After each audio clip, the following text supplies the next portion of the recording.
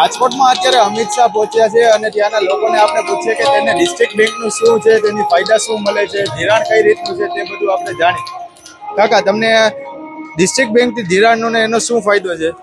ધિરાણને માટે સરકારશ્રીએ પહેલા 3 લાખ વગર વ્યાજના જે ધિરાણ આપતા હતા સરકારના, કેન્દ્ર સરકારના અને રાજ્ય સરકારના 7% ધિરાણમાંથી 2 ભાગે ફ્રીમાં ધિરાણ મળતું હતું 3 લાખ સુધીનું. આ વર્ષે બજેટમાં એને 5 લાખની મર્યાદા કરી છે, પણ હજી રાજકોટ ડિસ્ટ્રિક્ટ બેંકનો પરિપત્ર આવ્યો નથી, તો વહેલી તકે એ 5 લાખનું ધિરાણ મળે એવી વ્યવસ્થા કરવાની અપેક્ષા છે. જયેશ રાદડિયાથી તમારી શું અપેક્ષા છે? એને સરકારશ્રીને મારી વિનંતી છે કે એને મિનિસ્ટ્રીમાં નવી મિનિસ્ટ્રી એક્સપોર્ટ થાય એમાં મિનિસ્ટ્રીમાં લેવા જોઈએ અને એને કેબિનેટ તરીકે ખાતું આપવું જોઈએ અને એને કૃષિ ખાતું ખેડૂતોના હિત માટે અને સહકારી ક્ષેત્રના હિત માટે સહકાર અને કૃષિ એને આપવું જોઈએ એવી મારી.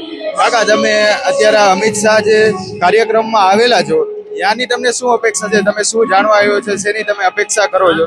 ભારત સરકારના પ્રતિનિધિ તરીકે અમિતભાઈ પાસે એવી અપેક્ષા છે કે ગુજરાત સરકાર એમએસપીથી જે ખરીદી કરે છે એ ખરીદી ખેડૂતોનું જેટલું ઉત્પાદન મગફળીનું, કપાસનું અથવા તો અન્ય કઠોળોનું થતું હોય એ બધું ઉત્પાદન ખરીદવું જોઈએ.